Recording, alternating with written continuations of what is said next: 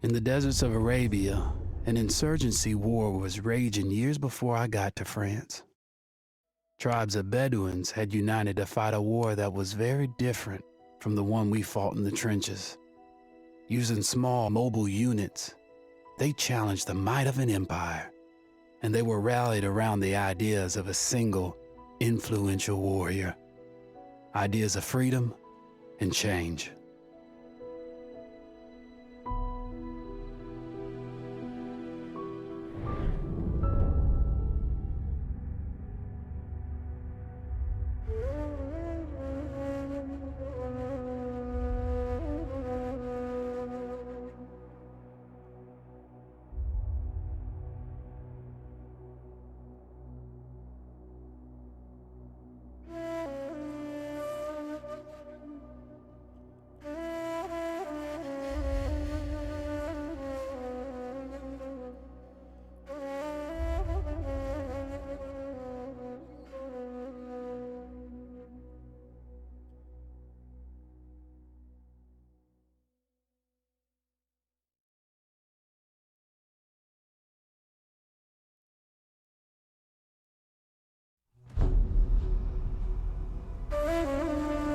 The Arabian Desert, a vast ocean of drifting sands and scorched, sun-baked rocks. Beneath these endless dunes, oil, the lifeblood of our new mechanical century. For more than 400 years, the Ottoman Empire has ruled these lands, controlling all that's to be found here. But the Ottomans do not rule unopposed. Small bands of Bedouin rebels have united to overthrow the empire. They strike without warning and then vanish into the desert. Fighting alongside them is a lone British officer whose exploits have earned him wide renown. The world has taken to calling this man Lawrence of Arabia.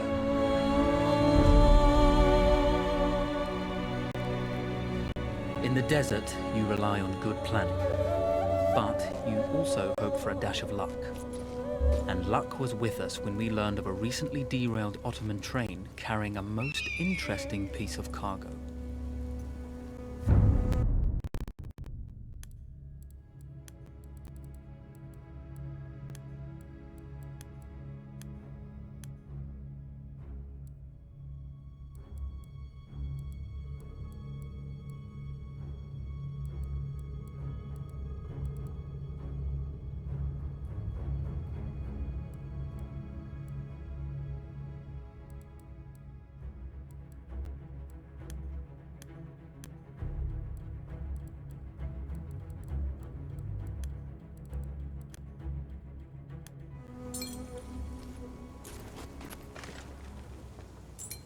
A small patrol had joined the Ottomans who survived the crash.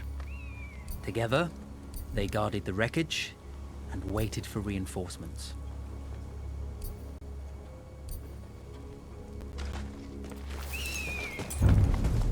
A lone fighter has just one advantage over a large enemy force. A lone fighter can move unseen.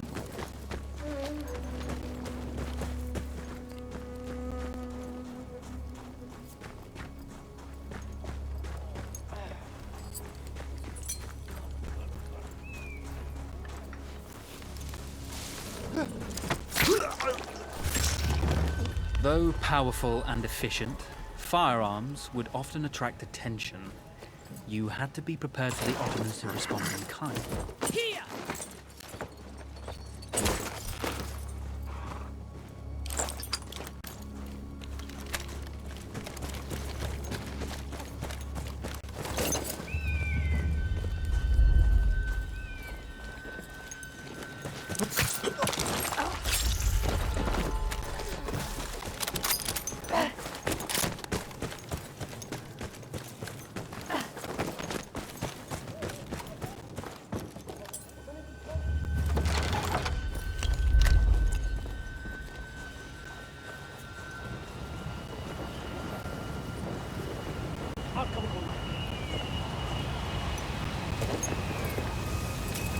Bu ne?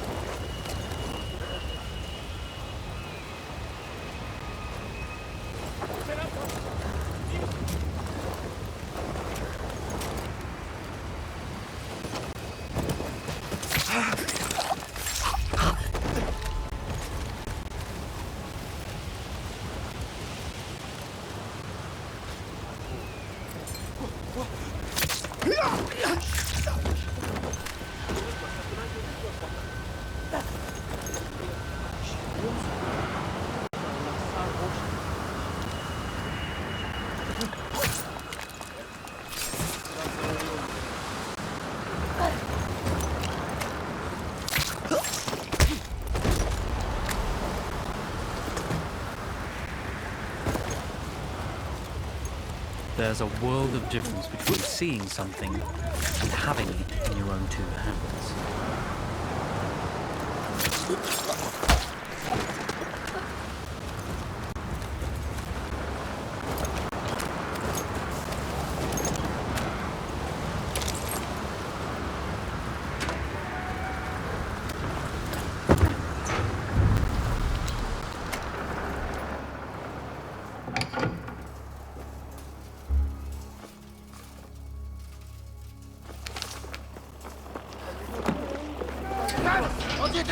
Come out!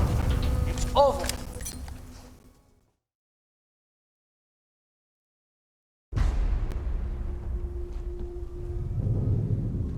Well, you did not think we would be fast enough to catch you here, did you? Lawrence of Arabia.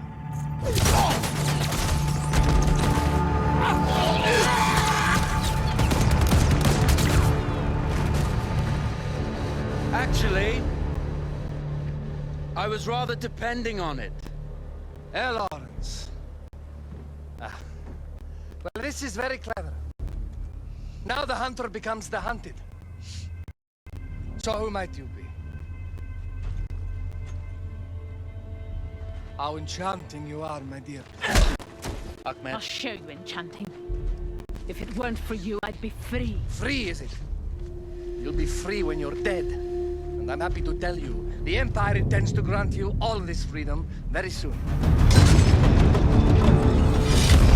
Even now, an engine of destruction scours this desert, obliterating your allies, your families, your homes. Soon there will be nowhere to run. Nowhere to hide. Soon all that you know, and all that you love, will be ashes. You will all be free to die.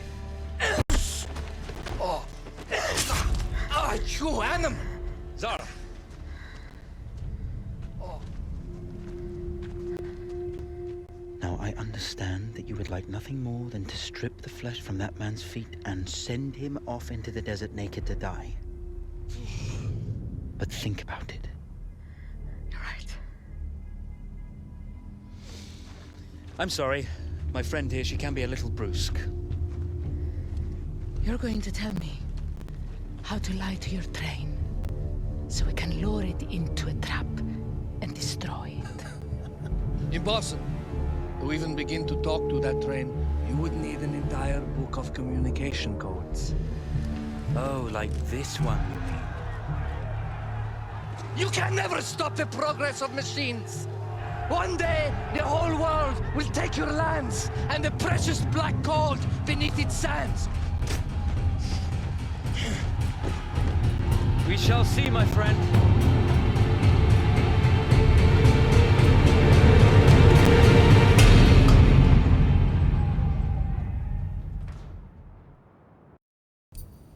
Of course, obtaining the codebook was not enough.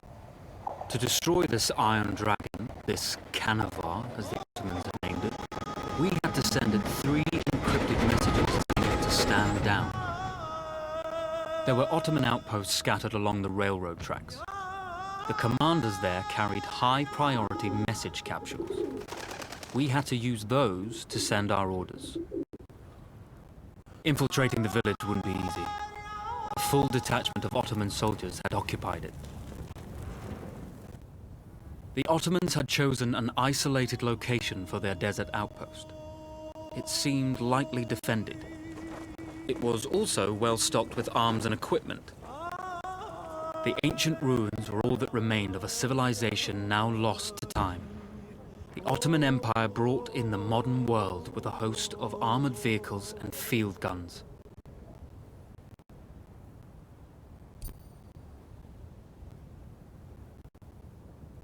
Three commanders to eliminate, 3 personal message capsules to be stolen, and then sent with our false orders. How Zara tackled this dangerous and audacious mission was up to her. The Bedouin treasured their horses. In return, those animals granted their riders unparalleled speed and mobility.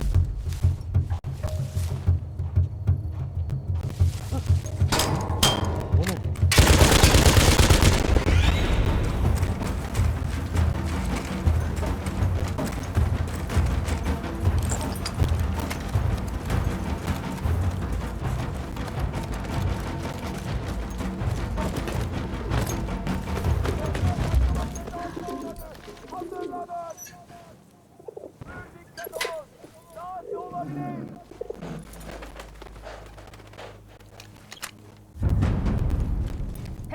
single order wouldn't be enough. Ottoman protocol required the message to be received in triplicate before the train would acknowledge it as genuine.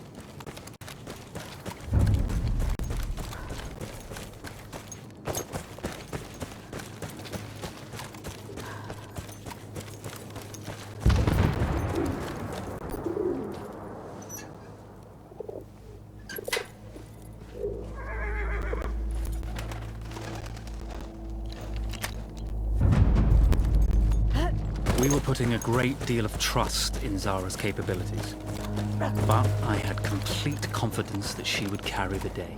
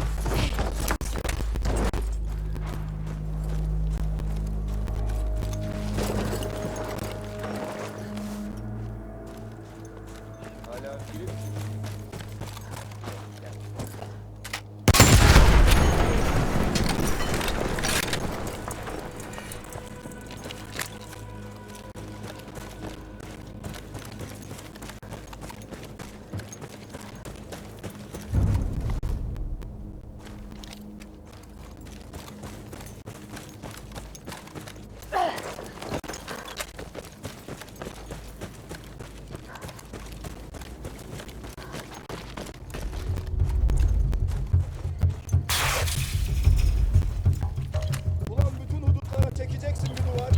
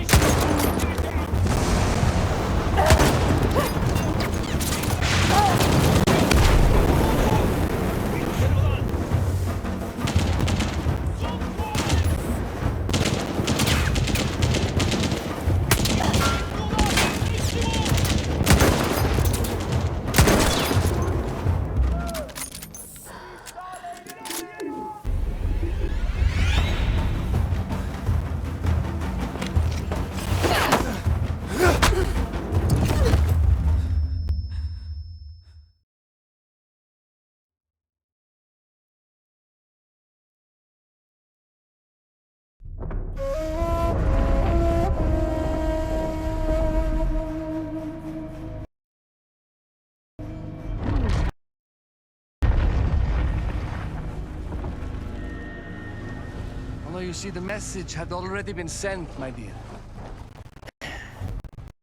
Not the message you would have wanted. Lawrence was such a good host. It almost seemed rude to escape. Made sure to note the location of Lawrence's camp, of course. Which means the train knows too. Twice, you told that train everything was clear. But I told it exactly where to attack.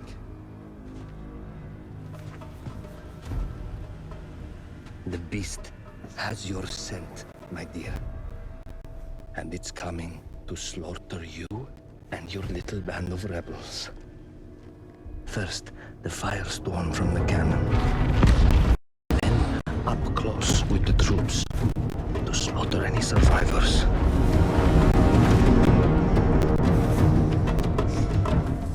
The legend of Lawrence of Arabia dies tonight.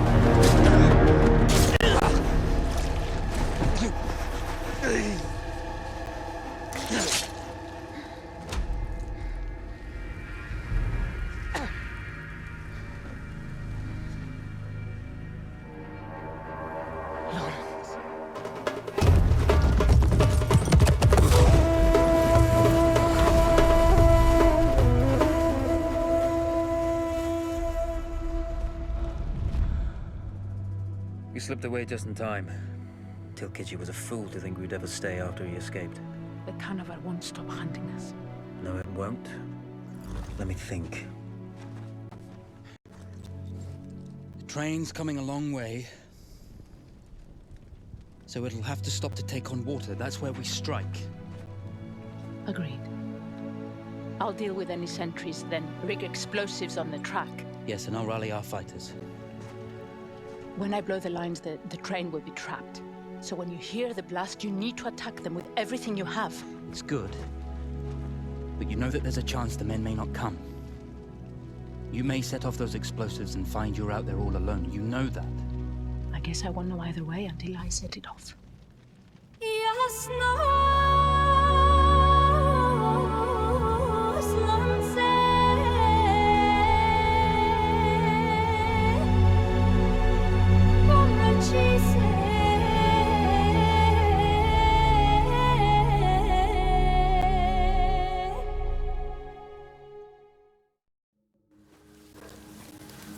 man makes plans and God laughs.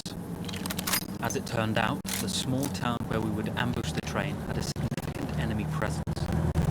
Those troops would have to be dealt with before the explosives could be set.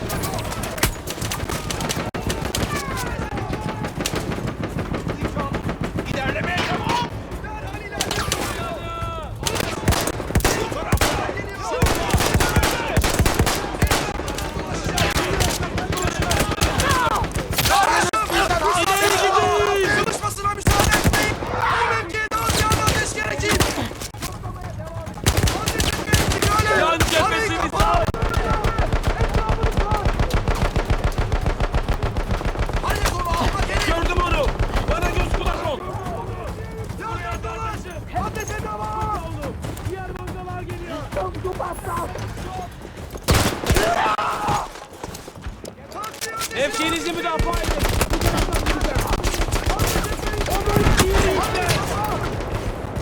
Burada tut onu. Diğer taarruzcular. Bizden biri vuruldu.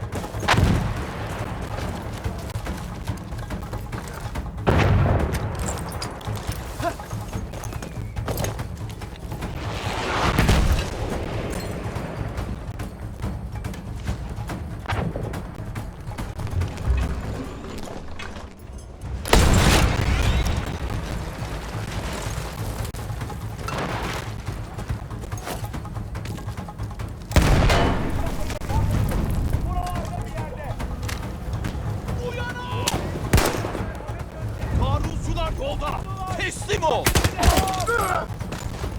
Ortaya çıkarsan işini derhal.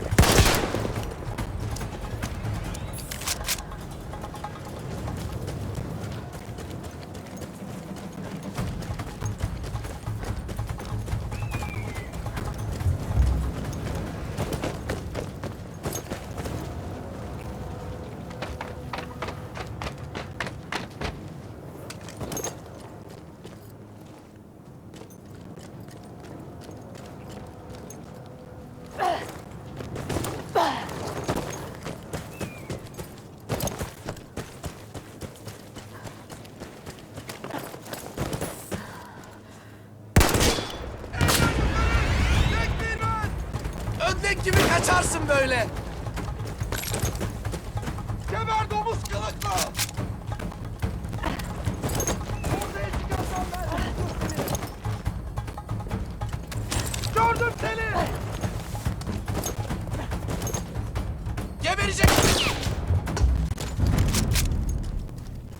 Once Zara secured the town, the trap could be set for the arriving train.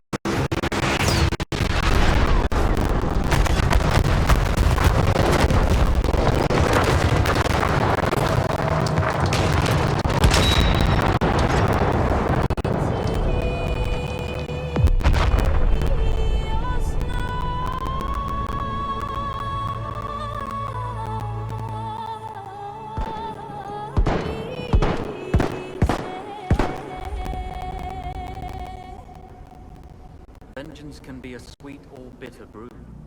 How did you find it, Zara?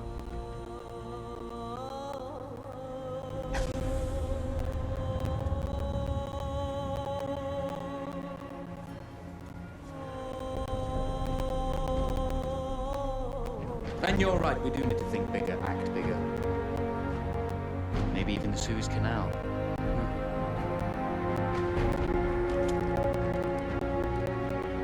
Tell me,